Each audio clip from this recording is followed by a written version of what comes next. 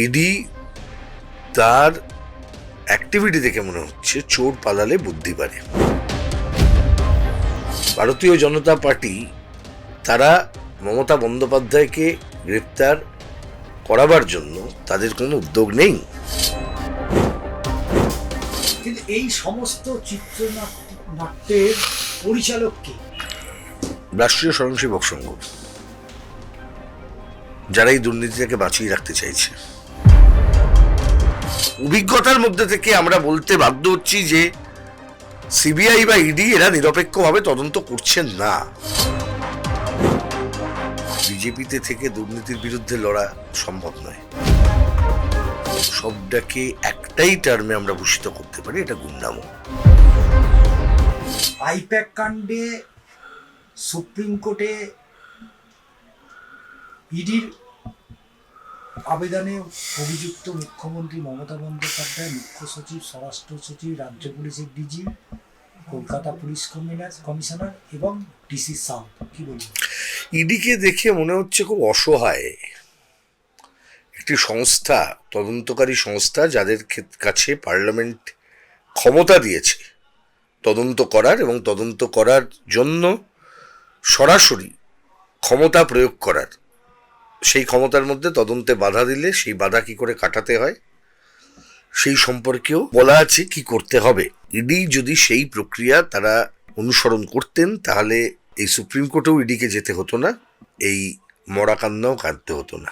ED তার activity দেখে মনে হচ্ছে চোর পালালে বুদ্ধি বাড়ে।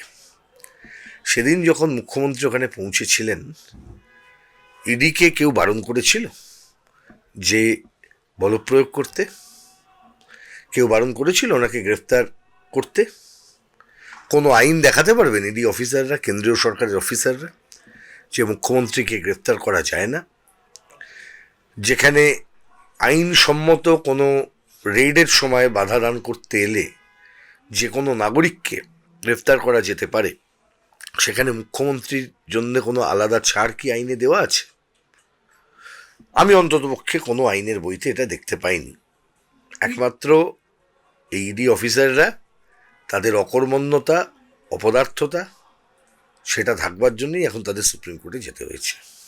ইডি তাদের আবেদনে এটাও বলেছে যে সেদিন ইডি আধিকারিকরা তারা ভয় পেয়েছিলেন, কারণ সেখানে মুখ্যমন্ত্রী সহ আরও যারা ছিলেন, বিশেষ করে নিরাপত্তারক্ষী, যাদের কাছে আর্মস ছিল এবং তারা সেখানে আঘাত পেতে পারে। তাহলে এই ইডি অফিসাররা ভয়ে পেয়েছিলেন, এটা অ্যাডমিট করছেন। এরপরে কেন্দ্রীয় সরকার কি করছেন? কেন্দ্রীয় সরকার কি করছেন? ভারতীয় জনতা পার্টি কি করছে? ভারতীয় জনতা পার্টি পশ্চিমবাংলার প্রধান বিরোধী দল, তারা কি করছে? তারা কি করলেন? ভারতীয় জনতা পার্টির ভূমিকাটা কি গোটা প্রক্রিয়াটার মধ্যে? ভারতীয় জনতা পার্টি তারা এটা প্রমাণ করলেন যে পশ্চিমবাংলায় ভারতীয় জনতা পার্টি তারা মমতা বন্দ্যোপাধ্যায়কে গ্রেপ্তার করাবার জন্য তাদের কোনো উদ্যোগ নেই। তারা চান না মমতা ব্যানার্জি গ্রেপ্তার হন, তারা চান না এই দুর্নীতি বেরিয়ে আসুক। কারণ দুর্নীতির একদিকের চিত্রটা আমরা বলছি এখানে, আর একদিকের চিত্রটা মমতা বন্দ্যোপাধ্যায় নিজে বলেছেন। কয়লার টাকা কে খায়?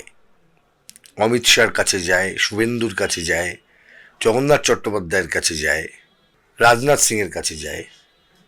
তাহলে মমতা বন্দ্যোপাধ্যায় জানেন না তা তো নয়। তাহলে এটার জন্য তো জিজ্ঞাসাবাদ করার দরকার। কিন্তু এই সমস্ত চিত্রনাট্যের পরিচালক কে? রাষ্ট্রীয় স্বয়ংসেবক সংঘ, যারা এই দুর্নীতিটাকে বাঁচিয়ে রাখতে চাইছে, যারা দুর্নীতির এই ঘরানাকে বাঁচিয়ে রাখতে চাইছে, যারা এইটা এস্টাবলিশ করাতে চাইছে গোটা দেশে যে দুর্নীতি হোক আর যাই হোক, তোমার পক্ষে যখন সমর্থন আছে তো সেই সমর্থনের ভিত্তিতে তুমি রাজা, তুমি রানী, বাকি সব কিছু ওয়েবড। যেভাবে তৃণমূল বলে না, দেখবে আরে চুরি হয়েছে তো কি আছে, দেখো ভোটে তো আমরাই জিতেছি, তার মানে আমরাই জিতবো। এটা আগামী দিনে ভয়ঙ্কর রূপ নেবে না? আজকে যদি মুখ্যমন্ত্রীর এই এখনো পর্যন্ত কি রূপ নেয়নি? কোনো আধিকারিকরা তারা যদি তল্লাশি অভিযানে যায় এবং পাল্টা যদি আর একদল আধিকারিক এসে যদি বাধা দেন মুখ্যমন্ত্রীকে নিয়ে, তাহলে কি হবে? এরম সংকট কি আগে হয়নি? কেন্দ্রীয় সরকার কি করেছেন আলাপন বন্দ্যোপাধ্যায়ের সম্পর্কে?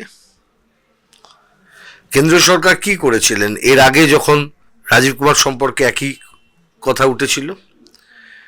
যে রাজীব কুমারের বাড়িতে সিবিআই রেড করতে যাওয়ার সময় রাজ্যের মুখ্যমন্ত্রী ধর্ণা দিলেন, মুখ্যমন্ত্রী প্রভাবশালী, এ নিয়ে তো কোনো সন্দেহ নেই। রাজীব কুমার নিজেও প্রভাবশালী সিপি, তিনিও কোনো সন্দেহ নেই। কিন্তু তার বাড়িতে সিবিআই রেড করতে গেলে মুখ্যমন্ত্রী যখন ধর্ণা দেন, তাহলে হোয়াট ডাজ ইট সিগনিফাই? তাহলে রাজীব কুমারও খুব পাওয়ারফুল, যেই পাওয়ারফুল ব্যক্তিকে বাঁচানোর জন্য মুখ্যমন্ত্রী আসছেন। 19 সালের ঘটনা, 25 সালে এই মামলাটি সুপ্রিম কোর্টে উঠেছিল, ওই রাজীব কুমারের বেল টেল ইত্যাদি, ক্যান্সেলেশন অফ বেল। সেটা আলটিমেটলি কি হলো?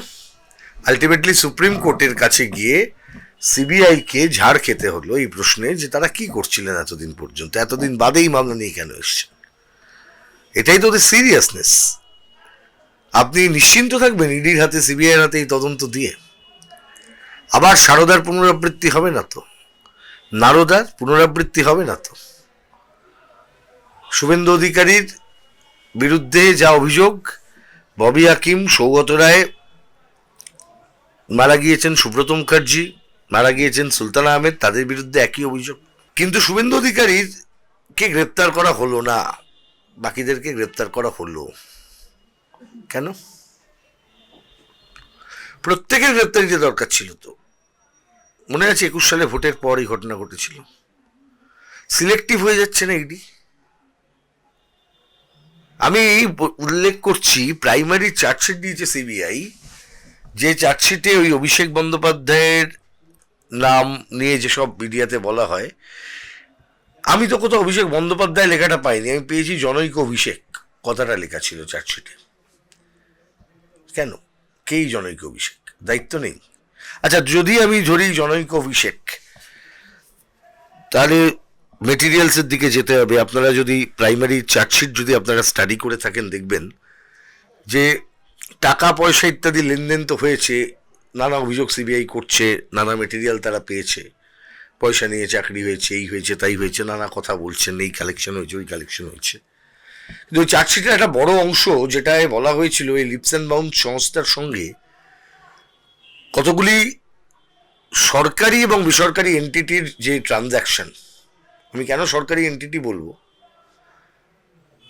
West Bengal housing board, West Bengal housing বোর্ডের অংশগ্রহণে একটা কোম্পানি 2006 সালে তৈরি হয়েছিল মার্লিন এবং ওয়েস্ট বেঙ্গল হাউজিং বোর্ডকে নিয়ে, তার নাম বেঙ্গল মার্লিন। এখানে হাউজিং বোর্ডের শেয়ার আছে, মানে গভর্নমেন্ট, তার চেয়ারম্যান অরূপ বিশ্বাস।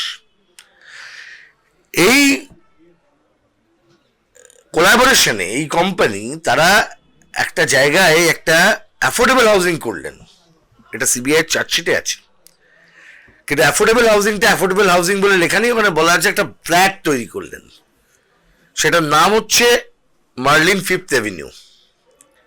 এই মার্লিন ফিফথ অ্যাভিনিউ যে ফ্ল্যাটটা তৈরি হলো, প্রথমত অ্যাফোর্ডেবল হাউজিং মানে যে কোনো লোক লটারি করে নিতে পারত, লটারির মাধ্যমে HIG MIG LIG করে, এলো না। সিবিআই চার্জশিট দিতে গিয়ে কেউ লিখলো না যে বেঙ্গল মার্লিন একটা কোম্পানি যেখানে হাউজিং বোর্ডের শেয়ার আছে, ওটাকে মার্লিনের একটা কোম্পানি বলে দেখিয়ে দিল, প্রাইভেট কোম্পানি বলে দেখিয়ে দিল, হাউজিং বোর্ডকে বাঁচিয়ে দিল। কেন? প্রশ্ন উঠবে না? আজকে সুপার নিউমেরিক পোস্ট নিয়ে যে ক্যাবিনেট মিটিং, যে ক্যাবিনেট মিটিং এ আইনের বিরুদ্ধে গিয়ে প্রপোজাল পাস হওয়া, প্রশ্ন উঠবে না? এইগুলো হচ্ছে খুব গুরুত্বপূর্ণ প্রশ্ন। আজকে অভিজ্ঞতার মধ্যে থেকে আমরা বলতে বাধ্য হচ্ছি যে সিবিআই বা ইডি এরা নিরপেক্ষভাবে তদন্ত করছেন না। আমরাই তো একসময় বলতাম সিবিআই দাও, একদমই তাই, সেটাই জিজ্ঞেস। সিবিআই ছাড়া তদন্ত হবে না। কিন্তু আজকে দেখো, একটা প্রেয়ার দিতে গেলে সিবিআই এর কাছে পাঠাও, এটা বলবার আগে আমাদের 4 বার ভাবতে হয় যে সিবিআই কি করবে। তাহলে পশ্চিমবাংলার মানুষের অবস্থাটা হয়েছে, রাজ্য পুলিশ কাজ করবে না, কলকাতা পুলিশ কাজ করবে না, রাজ্য পুলিশ বা কলকাতা পুলিশ সেইটাই করবে যেটা মমতা ব্যানার্জি বলে দেবেন, যা আপনি আরজি করে দেখেছেন, যা আপনি শামসেরগঞ্জ দাঙ্গায় দেখেছেন, যা আপনি অন্যান্য ঘটনাগুলোর ক্ষেত্রে আপনি দেখেন। আর উল্টো দিকে যদি তুমি সিবিআই চাও, সিবিআই তখন এটাকে নিয়ে একটা পাওয়ার বার্গেনিং এর জায়গায় চলে যাবে। মূল জায়গাটাকে যদি রাজনৈতিকভাবে অ্যাড্রেস করতে হয়, আমাদের মনে রাখতে হবে যেখানে সিবিআই হোক বা পুলিশ, ইডি হোক বা পশ্চিমবঙ্গ পুলিশ, এই তদন্তকারী সংস্থাগুলি এবং তার তদন্তের কাজ, একে রাজনৈতিক কারণে যারা ব্যবহার করেন, যে রাজনৈতিক দলগুলো, তাদের কেউ তৃণমূল, কেউ বিজেপি। একটা কথা আসতো না যখন কংগ্রেসের সরকার ছিল, যে CBI is a caged parrot. একটা কথা আসতো না, কেজড প্যারট, খাঁচাবন্দি তোতা পাখি। খাঁচাবন্দি তোতা পাখি নয়, এখন সিবিআই হচ্ছে সেই তোতা পাখিটা, যে তোতা পাখিকে কিছু সময় যখন বলানো হয় যখন তারা বলে, যখন বলানো হয় না তখন তারা বলে না। যে কারণে কেজরিওয়ালকে অ্যারেস্ট করা হয়েছিল, হেমন্ত সোরেনকে অ্যারেস্ট করা হয়েছিল, যে কারণে বাকিদেরকে গ্রেপ্তার করা হয়েছিল, বাকিদেরকে অত্যাচার করা হয়েছে, গোটা ভারতবর্ষ জুড়ে সিবিআই ইডির অত্যাচার চলছে। আর পশ্চিমবাংলার ক্ষেত্রে সিবিআই ইডি এই লোক দেখানো রেড করছে, এটা কি বিশ্বাসযোগ্য? কিন্তু শুভেন্দু অধিকারী নবান্নর সামনে তারা ধর্ণা করবে, পুলিশ ধর্ণা করার অনুমতি দেয়নি। শুভেন্দু অধিকারী হাইকোর্টে আসছে, হাইকোর্টে এসে মামলা করেছে যাতে এই নবান্নর সামনে ধর্ণা করতে পারে। তাহলে কোথায় তৃণমূলের সাথে বিজেপি? শুভেন্দু অধিকারীর তো উচিত, যদি তারা যদি প্রকৃত অর্থে মমতা ব্যানার্জির গ্রেফতারি চান, নবান্নর সামনে ধর্ণা না দিয়ে এই ধর্ণাটা ওনার দিল্লিতে গিয়ে ইডি দপ্তরের সামনে দেওয়া উচিত, সিবিআই দপ্তরের সামনে দেওয়া উচিত। এই দাবিটা মমতা ব্যানার্জি তো পূরণ করবেন না। মমতা ব্যানার্জি কোনোদিনই নিজে গ্রেফতার করবেন না, এটা তো সম্ভব নয়। এই দায়টা মমতা ব্যানার্জিরও নয়। মমতা ব্যানার্জি নিজের কাজ নিজে করে দিয়ে চলে এসেছেন। ক্রিমিনালের কাজ করবে। তা যারা ক্রিমিনাল নন তাদের তো প্রমাণ করতে হবে আমরা ক্রিমিনাল নই। তাহলে এটা প্রমাণ করতে গেলে কি করতে হবে? তদন্তকারী সংস্থাগুলোকে এনেবল করতে হবে, তাদেরকে যে প্রকৃত ক্ষমতা আছে সেই ক্ষমতাকে প্রয়োগ করবার অধিকার দিতে হবে তাদেরকে। আপনি দীর্ঘদিন কলকাতা হাইকোর্টে প্র্যাকটিস করেছিলেন, একজন আইনের ছাত্র। আপনার সাথে অভিজিৎ গঙ্গোপাধ্যায় বিভিন্ন সমাজে মামলার বাইরে একটা সুসম্পর্ক আজও রয়েছে। কিন্তু কোথাও কি আপনার মনে হয় একেবারে রাজনীতির ময়দানে নবিশ অভিজিৎ গাঙ্গুলি, তিনি যে ধরনের মন্তব্য করছেন, কোথাও কি মনে হয় না যে তাকে কেন্দ্রের বিরুদ্ধে উস্কেনি, অর্থাৎ তাকে গ্যাস দেওয়া হচ্ছে, যে কারণে অভিজিৎ গঙ্গোপাধ্যায় আজকে এতটা রাজনৈতিক? দেখুন, আমি একটা কথা বলতে পারি যে দেখুন, আমি ওইভাবে বলবো না কারুর ক্ষেত্রে। প্রত্যেকেই নিশ্চয়ই কোনো না কোনো মতবাদ তারা বিশ্বাস করার অধিকারী। তিনি যখন কোনো বক্তব্য রাখছেন সেই বক্তব্য তিনি ভেবেচিন্তেই রাখছেন, আমি ধরে নেব। যে কথাগুলি উনি বলছেন সেই কথাগুলির তো সত্যতা আমরা নিজেরাই অভিজ্ঞতার মধ্যে দিয়ে দেখতে পাচ্ছি। তার জন্য যখন উনি ওনার সিদ্ধান্ত নিয়েছিলেন, সচেতন সিদ্ধান্ত, এই যে বিজেপি যোগ দেবো, সেদিনই আমরা প্রতিবাদ করেছিলাম। আমরা বলেছিলাম এই সিদ্ধান্ত ওনার ভুল, যে বিজেপিতে থেকে দুর্নীতির বিরুদ্ধে লড়া সম্ভব নয়। মানে ঠিক যেমনিভাবে বিজেপিতে থেকে তৃণমূলের বিরুদ্ধে লড়া সম্ভব নয়, বা তৃণমূলের থেকে বিজেপির বিরুদ্ধে লড়া সম্ভব নয়, ঠিক তেমনি বিজেপি বা তৃণমূলের মধ্যে থেকে দুর্নীতির বিরুদ্ধে লড়া সম্ভব নয়। তার কারণ প্রত্যেকটি দুর্নীতির পিছনে তো একটা অর্থনীতি আছে। সেই অর্থনীতিটা কিন্তু মনে রাখবেন, আমাদের দেশের আজকে যে অর্থনৈতিক অবস্থান আমাদের দেশে যেভাবে চলছে, সেখানে দেখবেন এখানে একটা দুর্নীতির র্যাকেটই কাজ করছে, নেক্সাস কাজ করছে সর্বত্র। এবং এই নেক্সাসটা শুধুমাত্র কতগুলো রাজনৈতিক দল বা কতগুলো চোর রাজনৈতিক দলের মধ্যে আছে, মন্ত্রী হয়ে গেছে, যেভাবে আমরা দেখতে অভ্যস্ত ছিলাম। একটা সময় ছিল তো আমাদের ছোটবেলায়, আমরা নেতা মানেই আমাদের একটা সেই পেট মোটা একটা লোক আসবে, মাথায় একটা টুপি পরে আসবে, পান চিবোতে চিবোতে আসবে, তাকে দেখি একটা মানে মনে হবে দুর্নীতিগ্রস্ত, টাকা খেয়েছে, গা দিয়ে টাকার গন্ধ বেরোচ্ছে।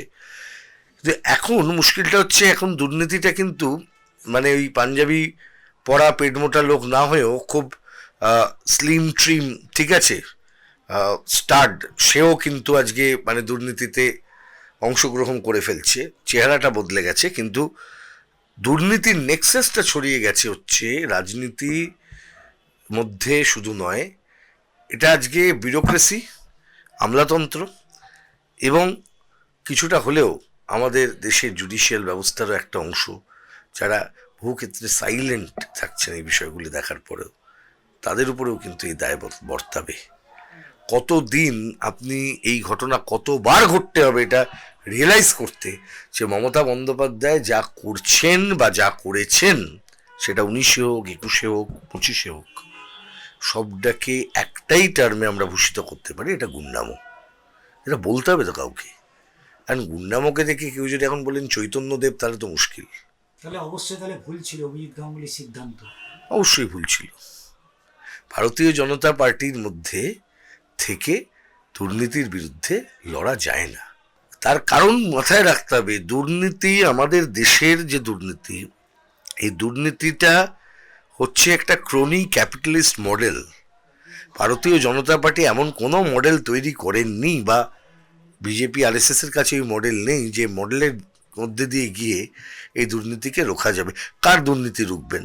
আপনি নিজে জানেন যে আজকে এই আদানি সারা দেশে বিভিন্ন বন্দরগুলোতে কি করে বেড়ায়। গুজরাটে মুন্দ্রা পোর্ট, সেই পোর্ট থেকে 2,500 কেজি কোকেন ধরা পড়েছিল 2021 সালে। নানা অন্ধকারের কাজকর্ম হয় এই সমস্ত পোর্টগুলোর মধ্যে দিয়ে। আমাদের এখানে আপনি যান না, আজকে বিজেপি এতগুলি কথা বলছেন, আজকে আমি অভিজিৎ বাবুর কথা আপনারা বললেন, আমি উনি তো একদম ক্রুসেডার, দুর্নীতির বিরুদ্ধে লড়েছেন। আপনি আজকে আমায় বলুন, এই যে গোটা পশ্চিমবঙ্গ জুড়ে আজকে, বিশেষত দক্ষিণবঙ্গে, গঙ্গার ধার বেয়ে যে জমি, পোর্টের জমি এবং অন্যান্য জমি, কারখানার জমি, জুট মিলের জমি, এই যে খাতায় বদলে যাচ্ছে, খতিয়ান বদলে যাচ্ছে, 1 নম্বর খতিয়ান থেকে সেটা চলে যাচ্ছে অন্য খতিয়ানে, এবং তারপর জমিগুলো দখল হয়ে যাচ্ছে।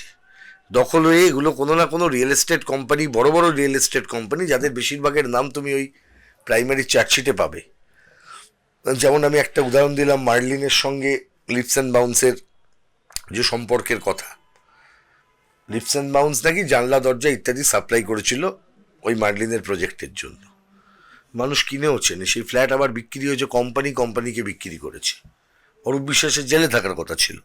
এইরকম প্রত্যেকটি রিয়েল এস্টেট কোম্পানি আমি নাম করে করে বলতে পারি, এই যে আছে পিএস, তারপর কি বলে সৃজন, অমুক তুসুক, নাম সব আমি দেখি। এরা এই যে চালাচ্ছে, কোন কোন জমি পেয়েছে একটুখানি খোঁজ করুন তো। এই যে হাওড়ার কলকাতার দিকের গঙ্গার পূর্ব পশ্চিম পার জুড়ে, আর এই প্রজেক্টে কাদের টাকা খাটছে? আজকে অভিজিৎবাবু যদি জানতে পারেন, উনি নিশ্চিতভাবে জানেন, তদন্ত করে দেখলে, এ টাকা একার কারুর টাকা নয়। এ টাকা যেমন একটা বড় অংশের টাকা কলকাতার কারুর, ঠিক এর একটা বড় অংশের টাকা অন্য অংশের দেশের অন্য প্রান্ত থেকেও আসছে। জয়েন্ট বিজনেসে কি কোনোদিন বাধা দেওয়া যায় গো? তাহলে তোমায় বুঝতে হবে এটা সিস্টেমেটিক করাপশন। তাহলে সিস্টেমকে যদি যতক্ষণ না চ্যালেঞ্জ করা যাবে, এটা হবে না। বিজেপি বা তৃণমূল কেউই সিস্টেমটা চ্যালেঞ্জ করতে চায় না। যে আইনজীবীরা যেভাবে প্র্যাকটিস করে, তাদের যে রোজগার, সেই রোজগারে হয়তো অনেক বড় বড় বাড়ি গাড়ি তারা করে নিতে পারে, কিন্তু তৃণমূলের সর্বভারতীয় সাধারণ সম্পাদক অভিষেক বন্দ্যোপাধ্যায়, তার যে সাংসদের তহবিলের যে টাকা, তার যে টাকা অর্থাৎ মাসোহারা যেটা পান বিধায়ক সাংসদরা, হরিশ মুখার্জিতে এত বড় বাড়ি বানানো কি সম্ভব? প্রথমত বাড়িটা ওনার নয়, যদ্দূর আমি জানি এফিডেভিট অনুযায়ী ওনার কোনো বাড়ি নেই। ওনার কোনো বাড়ি নেই, যদিও এফিডেভিটে একটা কন্ট্রাডিকশন আছে, সেটা হচ্ছে ওনার রোজগারের অন্যতম সোর্স হচ্ছে বাড়ি ভাড়া। অন্তত 14 বা 19-এর এফিডেভিটে এটাই ছিল, পরেরটা আমি মনে করতে পারবো না, দেখলে বলতে পারবো। লোকে ওনার MBA ডিগ্রি নিয়ে অনেক কথা বলেন, ওনার MBA ডিগ্রি নাকি ফেক। আমি বললাম ফেক বলবো না, MBA ডিগ্রি ওনার আছে, কিন্তু যে ইনস্টিটিউট থেকে উনি MBA ডিগ্রি করেছিলেন, সেই ইনস্টিটিউটের অধিকার নেই কোনো ডিগ্রি দেবার। তাই জন্য উনি দেখবেন যে MBA ডিগ্রির পরে লিখে দেন ওই IIPM থেকে পেয়েছেন। তার ভ্যালিড কি ভ্যালিড না, উনি রাজনীতি করেন, এর ভ্যালিডিটির উপর খুব একটা নির্ভরশীল নন উনি। কিন্তু হিসেব মতন উনিও প্রতারিত। উনি যেখানে পড়াশুনো করেছেন, প্রতারকদের কলেজে পড়েছিলেন।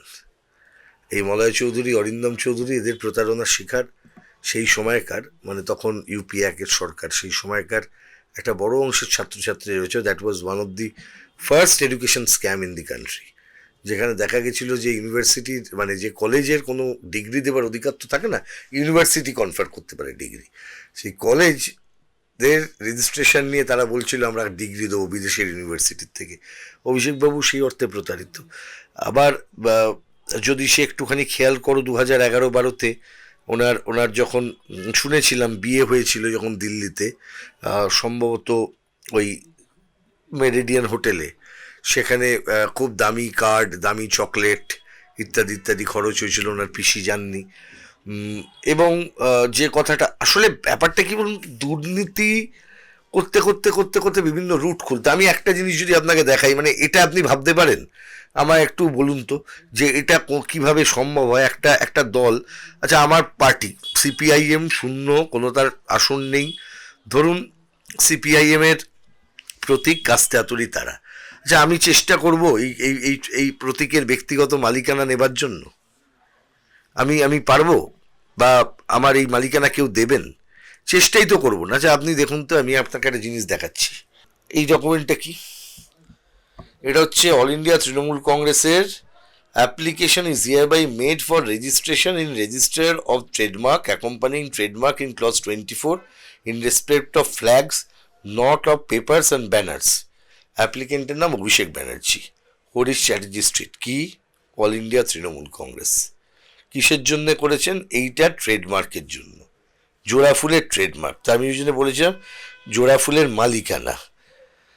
তারপর আমি শুনেছি এটাকে নাকি উনি অ্যাবান্ডন করেছেন তারপর যখন ধরা টরা পড়ে গেছেন, যেটার মার্কের জন্য। এই যে বলছেন না বারবার করে, কেন, মানে এই যে বিকাশ দাস সেদিনকে একটা কথা বলেছেন যে ওর প্রাণ ভোমরা আছে আইপ্যাকের কাছে। কি প্রাণ ভোমরা?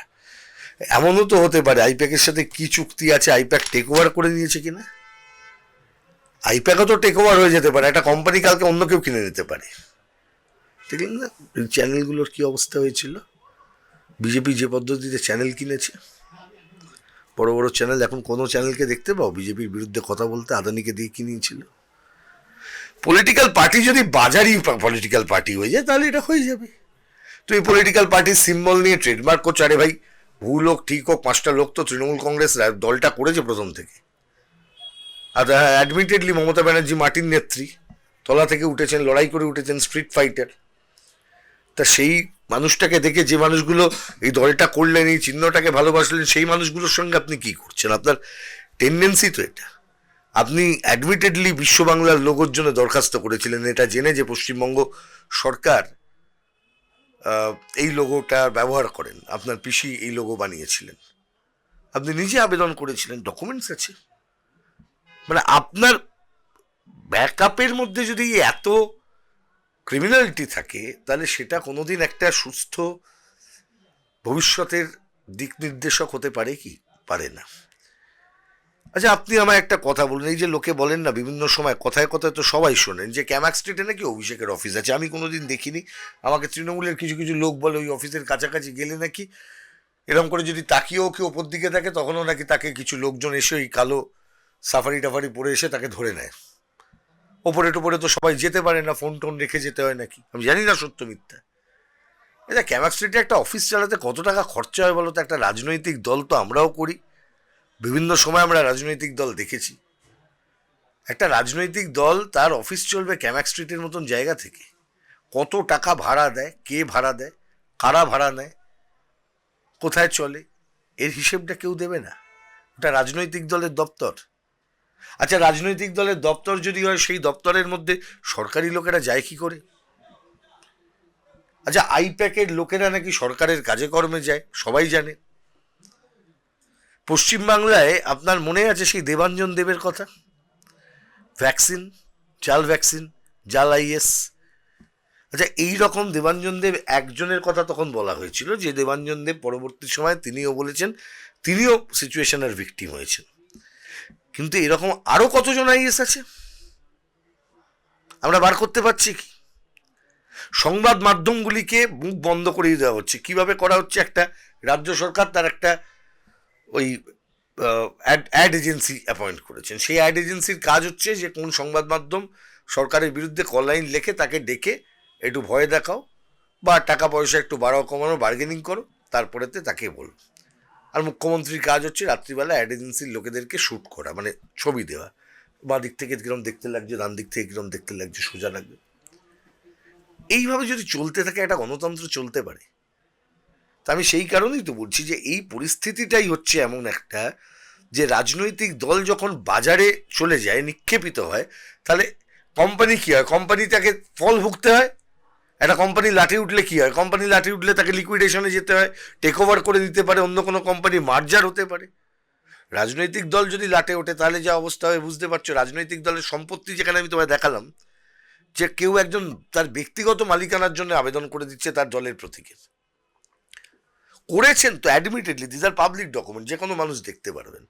কিন্তু এগুলো বলতে গেলেই না এসব বলা যাবে না। কেন যাবে না? সিম্পল কথা ভাই, দুর্নীতির বিরুদ্ধে লড়তে গেলে তোমাকে দুর্নীতির বিরুদ্ধেই লড়তে হবে, আর এই লড়াইটা কোনো রাজনৈতিক দলের হয়ে তুমি লড়তে পারবে না। তোমার দুর্নীতির বিরুদ্ধে লড়বো এই সদিচ্ছাটা তোমার থাকার দরকার। আর ভারতবর্ষে খুব কম রাজনৈতিক দল আছে শুধু এইটুকু কথার জন্য লড়াইটা তারা করবেন, এবং এই লড়াইটাকে সৎ হতে হবে। দুর্নীতির বিরুদ্ধে লড়বো, তৃণমূল করলে দুর্নীতি, বিজেপি করলে দুর্নীতি নয়, আবার বিজেপি করলে দুর্নীতি নয়, আর বিজেপি করলে দুর্নীতি, তৃণমূল করলে দুর্নীতি নয়, এই এই এই আন্ডারস্ট্যান্ডিং এ করলে চলবে না। এই যে আর্মি, নেভি, এয়ারফোর্স 26-এর বিধানসভাতে ডিজিটাল যোদ্ধা হিসাবে অভিষেক বন্দ্যোপাধ্যায় নামিয়ে দিচ্ছেন আর্মি, এয়ারফোর্স। ঠিক আছে, সেটা ওর দেখুন, এটা তো ওর পাওয়ার আছে, ক্যাপাসিটি আছে। সেদিনকেই তো দেখলাম যে ওই একটা মিটিং করার জন্য হেলিকপ্টার পেলেন না, বেহালা থেকে উনি কোথায় একটা গেলেন, ঝাড়খণ্ড থেকে হেলিকপ্টার এলো, সেই হেলিকপ্টারে করে নিয়ে গেলেন। তা আর্মি, নেভি, এয়ারফোর্স তো ওনারাই চালাবেন। সেটা আমরা কি করে বলবো বলুন? ওই অত টাকা নিয়ে তো রাজনীতি আমরা করতে যাই না। হেলিকপ্টার আমাদের পার্টি সিপিআইএম, আমরা বোধহয় একবারই ব্যবহার করেছিলাম, বোধহয় 96 সালের বা কবে একটা কোনো একটা ভোটে জ্যোতিবাবুকে কোথাও একটা নিয়ে যাওয়ার জন্য ব্যবহার করা হয়েছিল। আমরা তো এইভাবে করি না ব্যবহার, ফলে আমরা এই অভিজ্ঞতাটা সম্পর্কে আমরা খুব একটা ঋদ্ধ নই, আমরা বলতে পারবো না।